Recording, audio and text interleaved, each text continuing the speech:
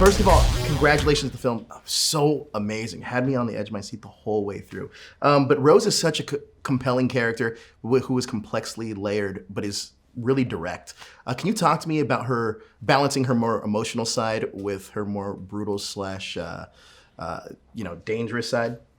I love how you said that. Her active evilness. Yeah, right. Yeah, I think it came quite naturally. I don't like using the word organic, but it came very fluidly when I read the script and also the book. When you realize that when someone carries love and she cherishes her people and she takes care of her clan and she needs to feed them, and when the necessity is there and the victim isn't really seen as a human being for them, right. It's food. Yep. That's where the separation sees, because I don't know how you would interpret it, but my idea was that you actually care for Rose and you care for the people and you love Grandpa Flick and and you kind of understand them, and yet the brutality is so overwhelming. A necessity. It is. Now, Rose also, we get a lot of hints to her history. When you were playing her, what did you have in mind with her history, even something that you may have created yourself while playing her? I had many discussions with my sort of dialect coach and Mike, and also reading Mr. King's book, finding out her age and where she comes from is more in the dialogue between two people when they describe the fall of the Roman empires or the gladiators, sure, etc. So I kind of locate her back to 700 years old, where sort of the regular America for us today didn't exist. Right. So it would be the Irish leading and through Europe, and usually back in the day they would be running away from something. So there's a ferocity. There's something in her history that.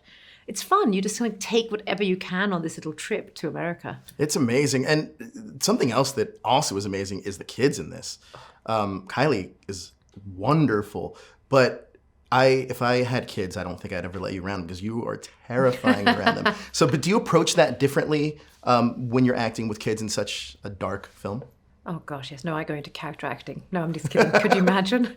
It was so easy.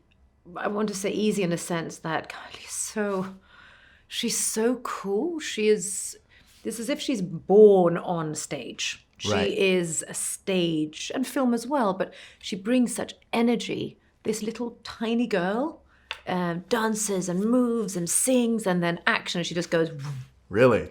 And transports herself right into you. It's amazing. And the same goes for the other, younger actors who were so good they shook me to the core. Yeah, Jacob. Wow, that performance was amazing. Now, what did you find the most unnerving about The Shining or Dr. Sleep? Or both, actually? I think something that really stayed with me from The Shining is how every environment becomes, and that's something that Stephen King does very well, every environment becomes its own character. Right. There's something in the loneliness of obviously the Overlook Hotel itself becoming somewhat of a character.